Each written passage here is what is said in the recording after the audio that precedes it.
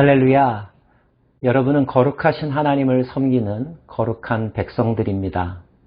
오늘도 주님의 영광이 여러분의 삶 가운데 충만하시기를 빕니다. 오늘은 사무엘상 7장입니다. 여호와의 언약궤가 지금 어디에 있죠? 네, 벳세메스에 있습니다.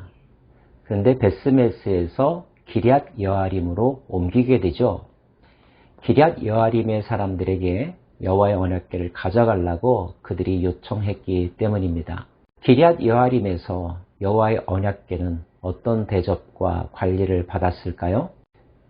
기럇 여아림 사람들이 와서 여호와의 궤를 옮겨 산에 사는 아비나답의 집에 들여놓고 그의 아들 엘리아사를 거룩하게 구별하여 여호와의 궤를 지키게 하였더니 궤가 기럇 여아림에 들어간 날부터 20년 동안 오래 있은지라.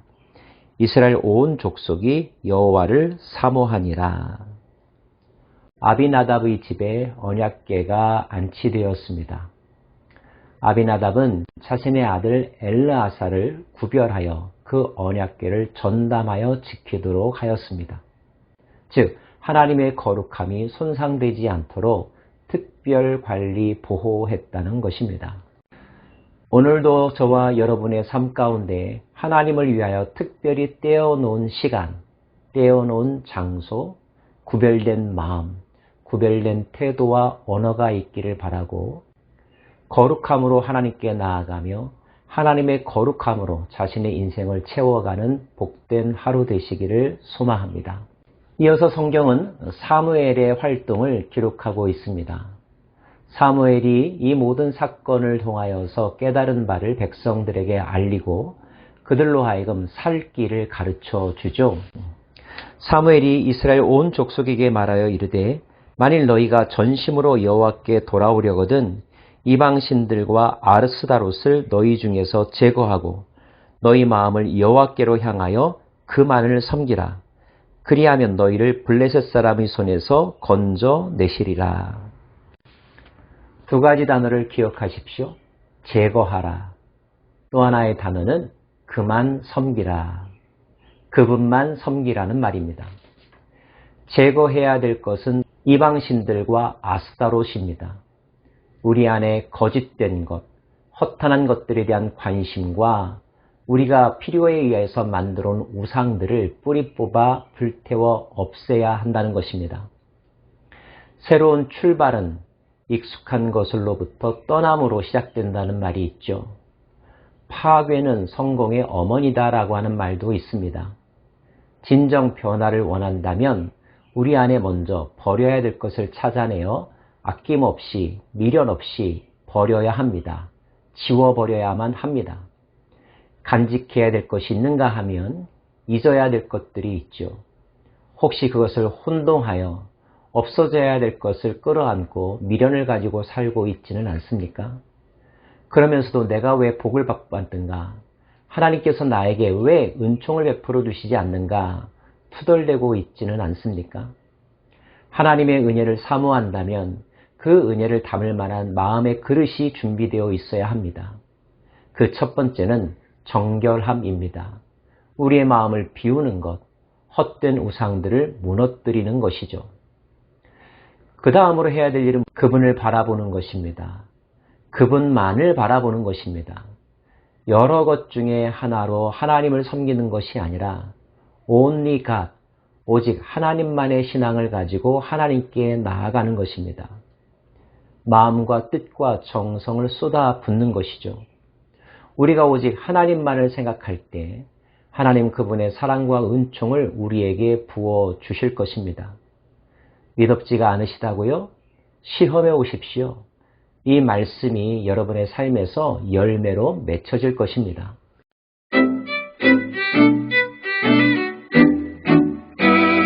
나아가 사무엘은 온 이스라엘 백성들을 미스바로 모입니다. 대중 집회가 열리는 거죠. 그들은 온종일 금식하며 기도했다고 했습니다. 회개의 기도를 드린 것이죠. 그동안 하나님의 은혜를 받았음에도 불구하고 은혜를 누린 자답게 살지 못했던 것, 허탄한 것들의 마음을 빼앗겼던 것, 하나님을 잊어버렸던 것들이 죄라는 사실을 깨닫고 회개의 눈물을 흘렸습니다. 그리고 결단했겠죠.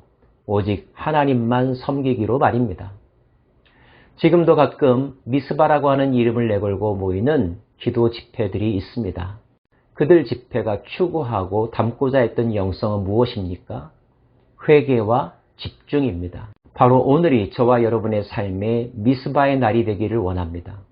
우리의 마음이 미스바 광장이 되어서 옷을 찢고 마음을 찢고 금식하며 눈물로 기도하고 하나님의 영으로 자신을 채우는 새 출발의 날이 되기를 소망합니다. 마침 그때 소식이 들려왔습니다. 블레셋 사람들이 쳐들어왔다는 소식이죠. 이스라엘 사람들은 또 당황했습니다. 우리가 기도하고 있는데 왜 이런 일이 일어났는가 궁금하기도 했겠죠. 사무엘이 그들을 안심시킵니다. 그리고 블레셋의 침공에 반응하죠. 그런데 그 반응은 무기를 들고 전장으로 나가는 것이 아니었습니다. 사무엘이 젖 먹는 어린 양 하나를 가져다가 온전한 번제를 여호와께 드리고 이스라엘을 위하여 여호와께 부르짖음에 여호와께서 응답하셨더라. 사무엘이 행한 것은 제사를 드리는 것이었습니다. 번제, 그것도 온전한 번제. 온전한 희생과 헌신을 주님 앞에 드렸다는 것입니다. 적들이 코앞에 오는데 제사를 드리는 것, 신앙 없는 사람들의 눈에는 한가한 행동으로 보일 것입니다. 분위기 파악 못하는 행동으로 보일 수도 있었겠죠. 그러나 여기에 놀라움이 있었습니다. 하나님은 자신의 거룩하심을 이 제사에 대한 반응으로 나타내셨죠. 이스라엘 백성들이 통상적인 관념으로 전쟁에 대응한 것이 아니라 거룩한 방식으로 하나님 앞에 그 전쟁을 아뢰었을 때 하나님 또한 거룩한 방식으로 그들을 도와주신 것입니다. 사무엘이 번제를 드릴 때 블레셋 사람이 이스라엘과 싸우려고 가까이 오매 그날에 여호와께서 블레셋 사람에게 큰 우레를 발하여 그들을 어지럽게 하시니 그들이 이스라엘 앞에서 패한지라. 큰 우레가 임했다고 했습니다. 적들은 혼동했습니다. 팀워크가 깨어졌습니다. 우왕좌왕했습니다. 미처 싸워보지도 못하고 그들은 혼비백산하여 도망치기에 바빴던 것이죠. 그 다음에 움직였던 것이 이스라엘 군사들이었습니다. 이스라엘 군사들은 이미 승리한 것을 단지 확인하는 작업, 그것밖에 한 것이 없었습니다. 결국 이 전쟁에서 이스라엘은 큰 승리를 거두었습니다. 승리는 거기에서만 머무는 것이 아니라 계속하여 이어졌죠. 그래서 그동안 블레셋에게 빼앗겼던 에그론과 가드라고 하는 도시를 되찾았습니다. 주변 나라들과도 힘의 균형이 이루어졌습니다. 그래서 이스라엘과 아모리 사람들 사이에 평화가 유지되었다라고 하는 표현이 있습니다. 영적으로 바로 서게 되자 국력이 모아지기 시작을 했고 외적들과의 싸움에서 승리하였습니다. 나라가 다시 평화를 되찾게 되었던 것이죠. 영혼이 잘된같이 범사가 잘되고 강건하기를 원했던 바울의 축복 기도가 있죠. 우선순위는 무엇입니까? 우리의 영혼이 잘되는 것입니다. 영혼이 잘된다고 하는 말의 뜻은 우리의 영적인 관계가 하나님과 올바름으로 회복되었다는 것을 의미합니다. 하나님을 하나님으로 섬기며 피조물이 피조물의 자리에 서서 그분을 경외하고 그분의 말씀을 청종하면서 살아가는 것, 하나님께서 맡겨주신 사명과 역할을 잘 감당하는 것, 자신들의 자리를 잘 지키는 것, 그럴 때 모든 관계는 원만해지며 그 관계의 평화 속에서 발전과 번영과 행복을 누리게 되는 것이죠.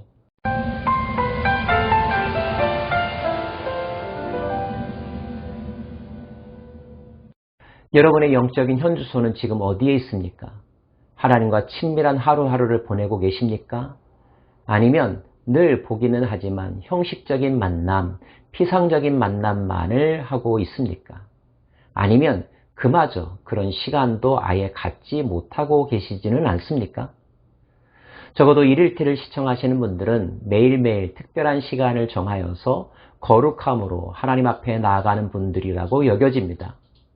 여러분의 그 거룩한 태도와 예배의 마음을 하나님께서 기뻐하시고 하나님 또한 거룩함으로 여러분에게 임할 것입니다. 이어서 성경은 사무엘 시대의 이스라엘의 번영과 평화를 요약하고 있습니다. 사무엘이 사는 날 동안에 이스라엘을 다스렸으되 해마다 베델과 길갈과 미스바로 순회하여 그 모든 곳에서 이스라엘을 다스렸고 라마로 돌아왔으니 이는 거기에 자기 집이 있음이니라. 거기서도 이스라엘을 다스렸으며 또 거기에 여호와를 위하여 제단을 쌓았더라. 베델과 길갈과 미스바라고 하는 도시명이 나옵니다. 라마다임 소빔이라고 하는 도시도 나오죠. 사무엘이 해마다 순회하면서 통치하고 재판하고 말씀을 가르쳤던 영적 거점의 도시들입니다. 이런 일을 꾸준히 행하고 열심히 행했던 사무엘의 노력 덕분에 이스라엘은 하나님 중심의 백성으로 돌아오게 되었고, 그럴 때 그들의 삶은 태평하였고 번영하였습니다. 거룩한 일상이라는 단어를 여러분과 함께 나누고 싶습니다. 늘 반복되는 삶이지만, 어제와 비슷한 것 같지만 그러나 결코 어제와 같지 않은, 오늘도 특별한 시간, 특별한 마음으로 하나님께 우리 자신을 드리며 살아가는 우리 삶의 모습들, 이러한 일들이 매일매일 반복될 때, 즉 거룩이 일상이 될 때 우리의 삶은 누가 보더라도 아름다운 삶, 하나님이 기뻐하시는 삶, 천국 백성의 삶이 아니겠습니까? 오늘 여러분의 삶 가운데 성령 안에서 누리는 의와 평강과 희락이 있기를 원합니다. 말씀이 살아 움직이고 말씀대로 살아가며 말씀의 열매가 맺혀지는 풍성하고도 복된 날 되십시오. 기도하겠습니다.